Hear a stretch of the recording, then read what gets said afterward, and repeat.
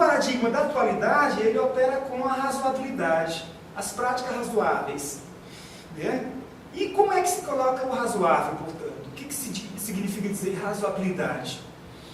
Tem um pensador político, né, que contribuiu muito, ele está muito centrado no plano desse liberalismo de tipo novo, né, que é o John Rawls, já falecido, né,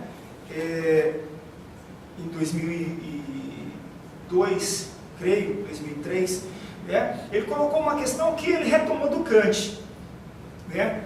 Ele falava que a autonomia racional é aquela da posição original, que as pessoas querem construir as coisas e colocam de lado os interesses individuais. Por exemplo, elas sabem que vão construir alguma coisa grande, mas elas não estão interessadas naquelas questões que tocam o umbilical, o problema umbilical, né? Então elas abrem mão, né? Renunciam àquelas dificuldades específicas. Elas são levadas a uma situação que ele chama de autonomia racional, em que os homens, lucidamente, sem coação nenhuma, a única coação que se pode dizer é o constrangimento da própria razão humana de querer alguma coisa boa para eles. Ele fala que esse é o plano da verdadeira autonomia racional, que é o que ele chama de posição original, que é uma construção hipotética, portanto, absolutamente abstrata, racional. Mas isso é importante para ele ser chamado, ou ser levado a pensar a autonomia completa, que é o que se constrói, que nós chamamos de razoabilidade. O que significa dizer autonomia completa? É aquela autonomia que os homens derrubam o véu da ignorância. Quer dizer, então, que no primeiro momento eu fico sob um véu que chamamos de véu da ignorância, que eu renuncio a querer conhecer o que vou ganhar depois de construir uma sociedade conjuntamente com os outros, depois de cobiçar uma coisa comum. Eles olham, depois de derrubar esse véu da posição original, os homens passam a construir as coisas solidariamente. Nesse momento, os homens se colocam de forma interesseira. Obviamente eles sempre foram interesseiros, mas eles, no primeiro momento, queriam alguma coisa grande, deixaram de lado essa coisa do interesse egoístico, mas no outro momento renunciaram, digamos assim, a ficar com aquele véu, derrubaram o véu e cobiçaram as coisas que não podiam cobiçar no outro processo.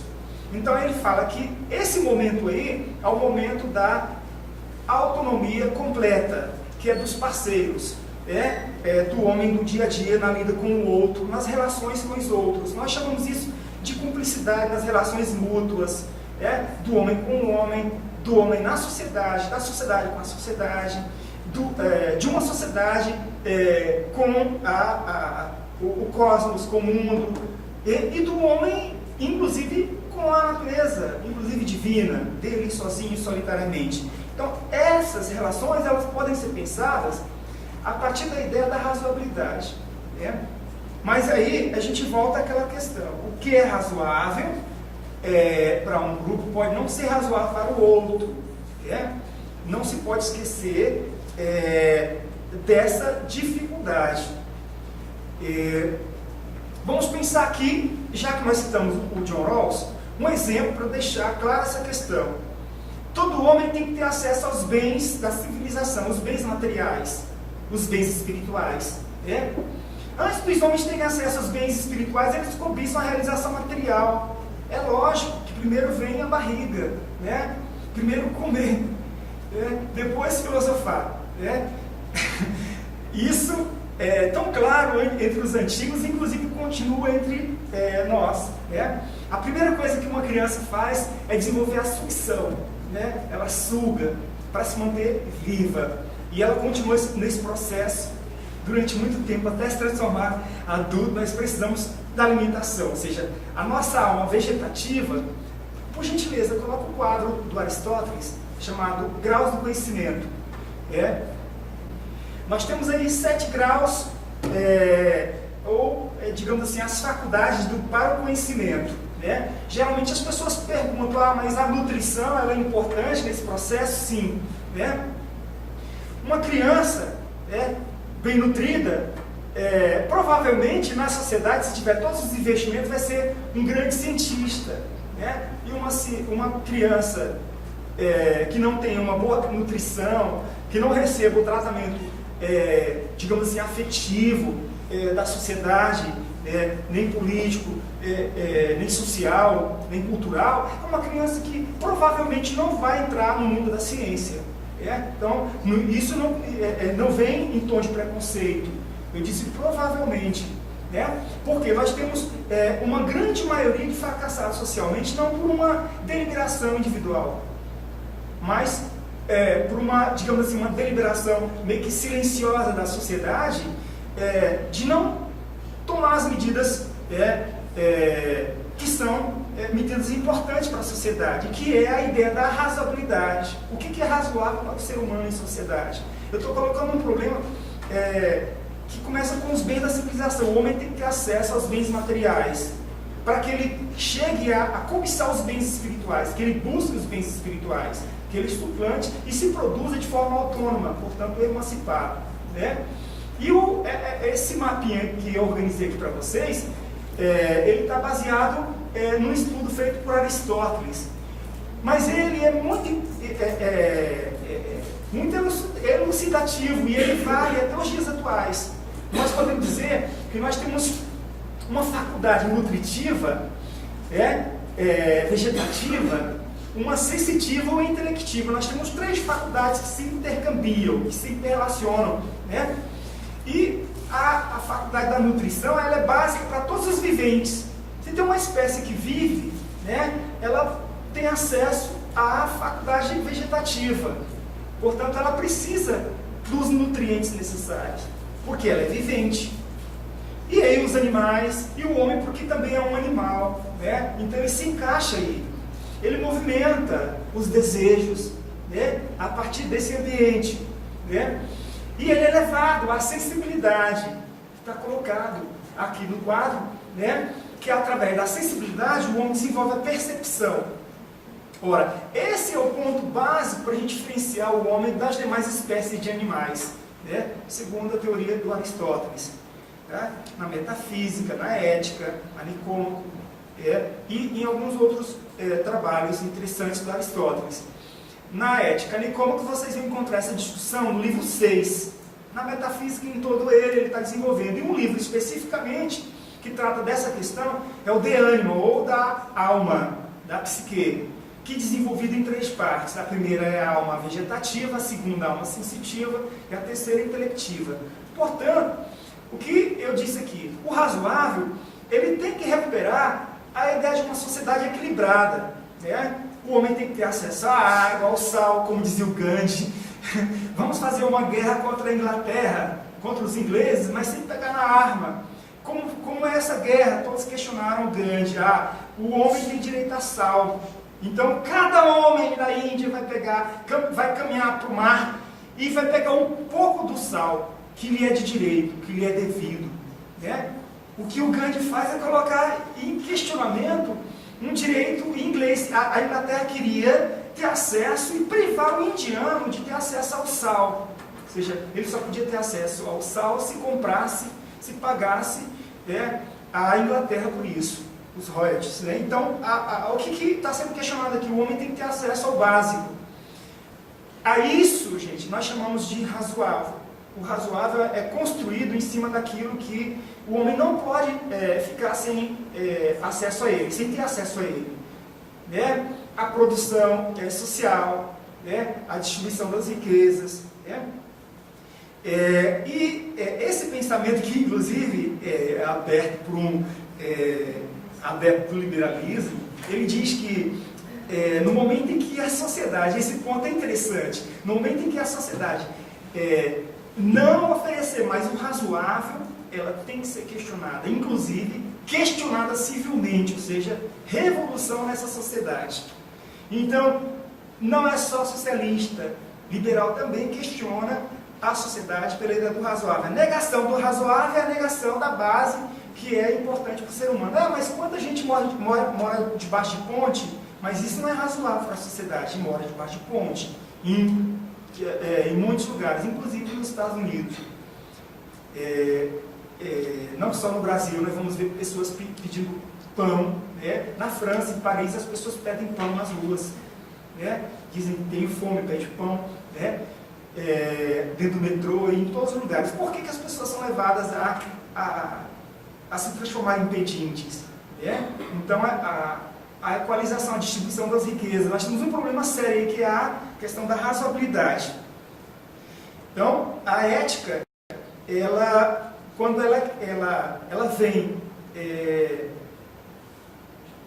refletir o problema da autonomia completa, ela questiona o fazer político, ela questiona a distribuição das riquezas sociais. Né? Porque nós queremos formar o homem de forma plena, seja completa, integral. Queremos o homem para a autonomia, para a emancipação. E aí, como é que nós vamos formar o homem para a autonomia, para a emancipação, quando o homem não tem acesso ao razoável, não tem acesso aos produtos básicos, aos produtos materiais, digamos assim, que são os bens da civilização, que devam ser compartilhados entre os homens. Cadê a dignidade humana? Né? Então, eis uma questão da ética. Né? Só para aproveitar esse quadro, já que está aberto, ali nós dizemos que a sensação ela ocorre em todos os animais, mas só o homem tem a percepção, porque o homem tem a totalidade das coisas. Um animal qualquer não tem a totalidade das coisas. Ele avalia pelos instintos, né? Ele capta as coisas fracionadas, mas ele não é capaz de compor aqueles objetos. Por exemplo, o homem fotografa um objeto, né? E depois ele chora distante daquele objeto porque ele viu uma foto. Quer dizer, um bicho não tem condições, porque o homem tem a reminiscência, ele é capaz dessa atitude, né? Então, essa situação ela vai ocorrer no ser humano. Diz Aristóteles que a verdadeira sociedade, a verdadeira ética e política é aquela que prepara o homem, tá? Desde o primeiro momento, desde a nutrição, até a capacidade germinativa, ou seja, até a imaginação, as fantasias ocorrerem, porque o homem vai estar apto o intelecto, tanto passivo quanto ativo.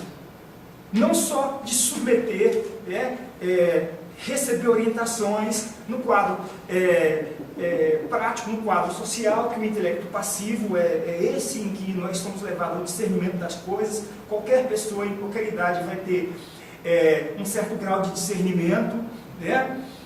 A partir de determinadas orientações, vai saber distinguir o que queima, o que não queima, o que é bom para ela, o que não é bom para ela, e assim por diante. Isso os gregos faziam muito. Os gregos puxavam as pessoas pelos braços. Olha, está vendo aquilo ali? Tá? Lá, aquilo lá é bom. Já o outro lado não é bom. E eles faziam isso, orientavam as crianças, os jovens, dessa forma. Então Aristóteles dizia assim, olha, depois de satisfeito todas essas estruturas mentais, portanto, a sensação é uma faculdade do conhecimento, trabalhando isso, o homem vai ser chamado à virtude intelectual. Vai ser capaz de virtude intelectual. Isso quer dizer que o homem vai ser capaz de fazer ciência, de se produzir no mundo da ciência. Vai ter a leitura correta das coisas. Então aí nós temos um problema que é a questão da ética. Esses seriam os fundamentos que no primeiro momento coloquei para vocês. E chama atenção para a praxis escolar agora. Tá? Poderia tirar esse quadro, por gentileza. Nos PCNs, tá? Portanto, nos PCNs, os parâmetros curriculares nacionais, nós temos um chamamento, e eu diria, compartilhando com muitos outros estudiosos do assunto, que foi o que ocorreu de melhor na educação, na reforma educacional brasileira. O chamamento para algumas questões, para 3 dificuldades, que seriam a questão dos valores, que toda praxe escolar, isso, administração da escola, os professores, porque geralmente fala da escola a relação professor-aluno, e às vezes as pessoas esquecem que as responsabilidades são também dos diretores, são também dos atores sociais, né, que financiam aqui as escolas, não só da família, né, de toda uma estrutura social, toda uma engrenagem. Os PCI chamam a atenção para uma prática escolar que toma como exemplo a escola como um todo, a gestão, todo esse quadro, né, e chama a atenção para a leitura em conformidade com a Constituição, portanto, com o LDB, né, para os valores estéticos, políticos e éticos, né, que são consignados em 3 grandes frentes, que seriam a sensibilidade, a igualdade e a identidade, né? E chama a atenção disso, por exemplo, da sensibilidade, porque tem uma questão que se coloca, né, que é combater a padronização, a repetição, né, e, portanto, estimular a criatividade, espírito inventivo, curiosidade pelo inusitado, né, e afetividade. Então, quando ele fala da sensibilidade, ele traz isso, né, e ele se objetiva, portanto, a construir identidades capazes de suportar diferenças, né? Então, esse é o lugar referente. Nós estamos falando aí da estética da sensibilidade. Podemos colocar a página 62 para esclarecer a questão que eu acabei de chamar a atenção. Na página 62, chama a atenção para a questão da estética da sensibilidade. Então, significa dizer que há uma luta, né, nacional e que, digamos assim, responde uma demanda internacional, né, que está, inclusive, numa conferência que reuniu educadores do mundo inteiro, patrocinada pela Unesco, né, que chama atenção para essas questões, que é preciso banir a repetição, a padronização de comportamento e assim por diante. A escola brasileira assinou também, consignou-se essa bandeira, né, assinou essa bandeira, olha lá. Então ela traz a sensibilidade, a igualdade e a identidade, né, consignada, né, nesses 3 valores que nós buscamos no dia a dia, no movimento escolar, ou seja, na prática escolar. Os valores, portanto, estéticos, né, políticos e éticos.